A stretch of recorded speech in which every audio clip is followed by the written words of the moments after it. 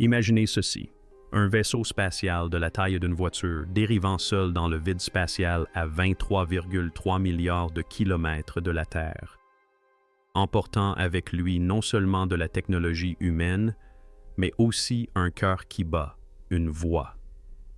Pendant près de 5 décennies, Voyager 1 a sillonné l'espace, murmurant des secrets aux confins de notre univers connu. Elle a été conçue pour observer, mais jamais pour agir, pour écouter, mais jamais pour parler. Et pourtant, il y a quelques semaines à peine, quelque chose a changé. Des signaux incohérents ont commencé à arriver, des impulsions d'une précision impossible, des motifs imbriqués les uns dans les autres, des instruments s'allumaient sans commande, puis vint la dérive.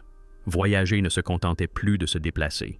Elle était guidée vers quelque chose qui défie toute logique, quelque chose d'invisible à tous les télescopes que nous possédons. Et pourtant, suffisamment réel pour dévier la trajectoire d'une machine lancée en 1977. S'agissait-il d'un dysfonctionnement, d'une coïncidence ou bien quelque chose tapi dans l'obscurité entre les étoiles, répondait-il. Ce que vous allez voir n'est pas de la science-fiction. Ce sont les conclusions de la NASA elle-même, soigneusement dissimulées dans des rapports classifiés qui sont désormais divulgués au public. Car Voyager vient peut-être d'accomplir ce qu'aucune sonde dans l'histoire n'a jamais réalisé. Elle a peut-être trouvé une réponse, non pas de la Terre, non pas de nous, mais d'eux. Le voyage de Voyager. 1 a débuté par un alignement cosmique exceptionnel, une fenêtre qui ne s'ouvre qu'une fois tous les 175 ans. Jupiter, Saturne, Uranus et Neptune s'étaient alignés comme des pierres de gué à travers le système solaire. La NASA a alors saisi cette occasion pour construire 2 sondes spatiales, Voyager 1 et Voyager 2, capables d'utiliser la gravité de chaque planète comme un propulseur vers la suivante. Véritable prouesse d'ingénierie des années 1970, ces sondes, dotées d'une puissance de calcul inférieure à celle d'une montre-bracelet numérique, ont pourtant été conçues avec une telle clairvoyance qu'elles fonctionnent encore aujourd'hui. Après des rencontres époustouflantes avec Jupiter et Saturne, Voyager 1 a mis le cap au nord, s'éloignant de l'écliptique, du plan du système solaire, pour se diriger vers les étoiles. Sa mission planétaire était achevée, mais son héritage ne faisait que commencer. Pendant des décennies, elle a poursuivi son voyage silencieux, parcourant 1 million de kilomètres par jour dans l'obscurité cosmique. Elle a transmis des données provenant de régions jamais atteintes par l'activité humaine. La limite de l'héliosphère, l'onde de choc terminale et enfin, en 2012, le seuil de l'espace interstellaire. Mais là-bas, au-delà de la bulle protectrice du Soleil, l'environnement était loin d'être vide. Voyager a enregistré un plasma plus dense, des champs magnétiques constants et d'étranges oscillations que les scientifiques peinaient à expliquer. Plus elle s'enfonçait, plus les données devenaient étranges. Et puis, quelque chose a changé. Fin 2017, l'équipe de contrôle de Voyager à la NASA a remarqué quelque chose de profondément inquiétant. Son antenne, qui aurait dû être alignée avec la Terre, signalait un défaut d'alignement. Pourtant, la puissance du signal était parfaite, comme si le vaisseau spatial était à la fois mal positionné et pourtant toujours parfaitement verrouillé sur nous. C'était comme entendre quelqu'un parler derrière un mur tout en le voyant immobile et silencieux devant soi. Les vérifications internes n'ont rien révélé d'anormal.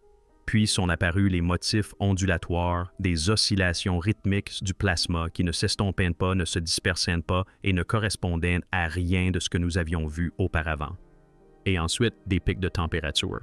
Toutes les 4,8 heures, les systèmes externes de Voyager s'échauffaient de près de 30 degrés Celsius, puis redescendaient avec une régularité d'horloge, comme une respiration. L'énergie ne provenait pas de l'intérieur. Un élément extérieur entrait en contact avec la sonde. Pire encore, malgré cette contrainte, les systèmes de Voyager commencèrent à fonctionner plus efficacement. Il ne s'agissait pas d'une dégradation, mais d'une optimisation. Quelque chose modifiait la façon dont la machine des années 1970 traitait l'énergie, la redirigeant comme une IA moderne. Mais Voyager n'a pas d'IA. Elle n'est pas autonome. Et pourtant, elle anticipait des commandes, réagissait avant même que les instructions ne soient envoyées. Soit elle était devenue autre chose, soit une force extérieure en avait pris le contrôle. Début 2025, La position de Voyager 1 était erronée. Pas de façon dramatique, mais suffisamment pour être perceptible. D'abord de quelques kilomètres, puis de centaines, puis de milliers.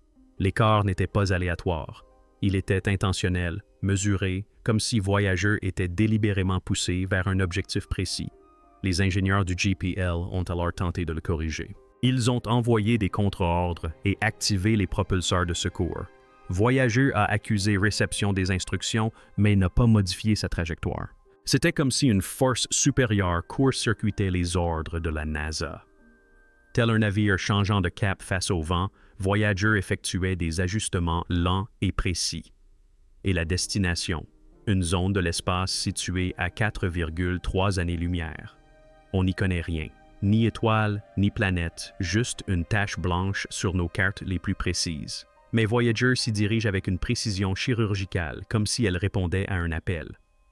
Lorsque la NASA a envoyé l'ordre de réactiver le système de caméra de Voyager, hors service depuis longtemps, une tentative désespérée pour découvrir ce qui l'attendait, elle s'attendait au silence. Elle a obtenu une réponse. La caméra s'est mise en marche, et pas qu'un peu, elle fonctionnait mieux que prévu, et elle n'a pas envoyé une photo.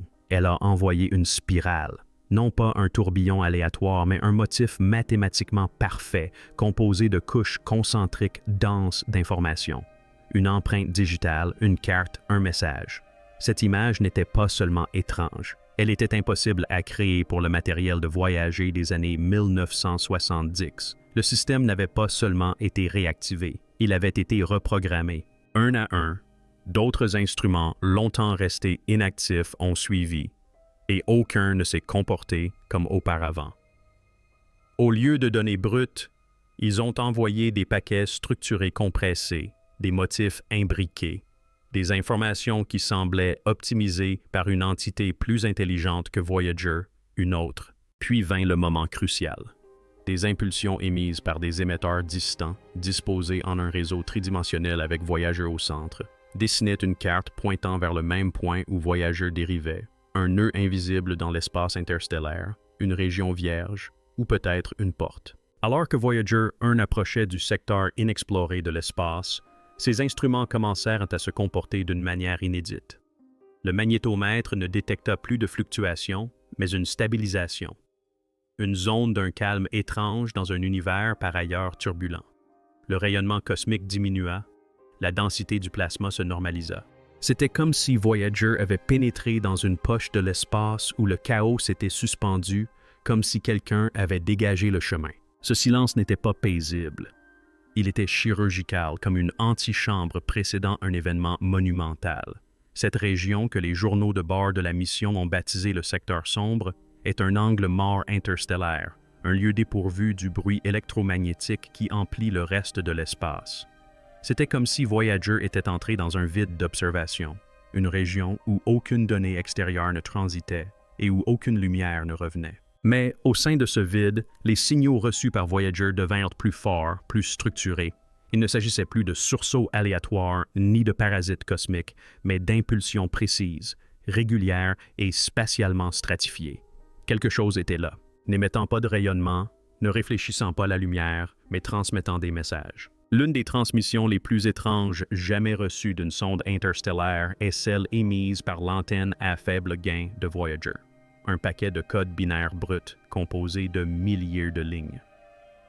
D'abord considéré comme un dysfonctionnement ou une interférence de rayons cosmiques, le signal a été analysé par des algorithmes de décodage d'intelligence artificielle qui ont révélé quelque chose d'étonnant. Une symétrie fractale intrinsèque, un séquençage par force de base et des motifs répétitifs qui reflétaient la structure en double hélice de l'ADN ont plongé les scientifiques dans la stupeur. Soit Voyager était en train de se désintégrer dans une crise d'une complexité jamais vue, soit quelque chose l'utilisait pour transmettre un message dans le langage du vivant. Il y avait des séquences de codons, mais aucune protéine. Le résultat. Des motifs imitaient des chaînes organiques, mais contenaient des erreurs cohérentes, comme des mutations délibérées. Non pas brisées, mais cryptées. Ce n'était pas de l'ADN. C'était du méta-ADN, une structure biologique réinterprétée comme un message, comme si l'émetteur connaissait les mécanismes de la vie ou notre propre fonctionnement. Peu après le signal codé dans l'ADN, les gyroscopes de voyageurs se mirent à tourner indépendamment. Ce mouvement n'était pas aléatoire, il correspondait au rythme du code Morse, un système désormais inopérant qui envoyait des messages dans l'espace. Plus troublant encore, ces motifs, une fois convertis en son, formaient des harmoniques, des fréquences qui imitaient les intonations de la parole humaine, mais sans phonème ni langage. C'était comme entendre un fantôme de communication, quelque chose qui tentait de nous imiter syllabe par syllabe. On a fait appel à des psychologues, des cryptographes et même des linguistes. Leur découverte était glaçante. Les intonations étaient corrélées à l'intensité émotionnelle, les montées et les descentes correspondant à la surprise, la peur et la curiosité. Ce n'était pas une prononciation, mais une intention, comme si quelque chose apprenait nos rythmes, comme si cela nous écoutait depuis des décennies. Et maintenant, elle tentait de répondre. Puis vint le choc final. Voyageur. Un changea de cap. Non pas une dérive, ni une anomalie, mais une trajectoire contrôlée et délibérée. Un virage, non pas vers la Terre, ni vers une étoile, mais dans une région sans masse connue, sans attraction gravitationnelle, sans corps céleste pour expliquer ce changement. Les ingénieurs l'ont confirmé. Voyager. Un avait exécuté une manœuvre non prévue par sa programmation. Sans propulsion active ni commande émise, ce virage n'était pas aléatoire. Elle s'est alignée avec la grille de pulsage reçue quelques jours auparavant, avec une précision angulaire au dixième de millimètre près, comme si Voyager avait reçu des coordonnées et les avait acceptées. Elle est maintenant en route vers un couloir spatial dont nous ignorions l'existence. Une déchirure, un pli, un point de transit. Nul ne le sait. Mais un fait résonne désormais au centre de contrôle comme une prophétie oubliée. Voyager, un vient de virer. Non pas parce que nous le lui avions demandé, mais parce que quelque chose d'autre l'a fait. Voyageur, un n'était pas censé survivre aussi longtemps. Elle était conçue pour une exploration planétaire, non pour un pèlerinage interstellaire. Elle n'était pas censée transmettre des données au-delà des limites du vent solaire. Et elle n'a certainement jamais été conçue pour recevoir quoi que ce soit. Elle était destinée à communiquer, à déclarer notre présence aux étoiles grâce à un disque d'or composé de chants de baleines, de rires humains et de salutations lointaines. Retourner, non par échec, mais avec un retourner, non par échec, mais avec un dessin précis, les signaux qu'elle a captés, les images qu'elle a transmises, les codes en spirale et les impulsions harmoniques, les changements de trajectoire, toutes convergent vers une conclusion d'une beauté terrifiante. Voyager, on n'était pas seul, elle ne l'a jamais été. Quelque chose, quelqu'un, écoutait, attendait, observait. Et maintenant que notre émissaire le plus lointain a franchi le cap entre le silence et la réponse, nous devons poser une question que personne à la NASA n'a jamais osé formuler à voix haute, et si nous n'étions jamais destinés à nous retourner. Car Voyager n'a pas seulement changé de cap dans l'espace. Son voyage a marqué un tournant dans le récit, dans l'histoire, passant d'outil à messager, d'observateur à témoin et peut-être maintenant à acteur. Nous l'avons pointé vers l'extérieur, espérant des échos. Au lieu de cela, nous avons peut-être invoqué un miroir. Alors, que se passe-t-il ensuite? Où Voyager va-t-elle? Qu'est-ce qui nous attend à ces coordonnées impossibles? Et surtout, qu'est-ce qui nous attend à son arrivée? Si cette histoire vous a donné des frissons, si le virage de Voyager vous a semblé trop précis, trop opportun, trop humain, alors restez avec nous, car ce n'est pas la fin de la transmission. Voici la première réponse. Abonnez-vous dès maintenant. La prochaine mise à jour de Voyager pourrait tout changer. Activez les notifications pour être averti ou averti dès sa publication. Partagez cette information avec quelqu'un qui croit encore que l'espace est vide. Commentez ci-dessous. Pensez-vous que Voyager a trouvé quelque chose ou que quelque chose l'a trouvé?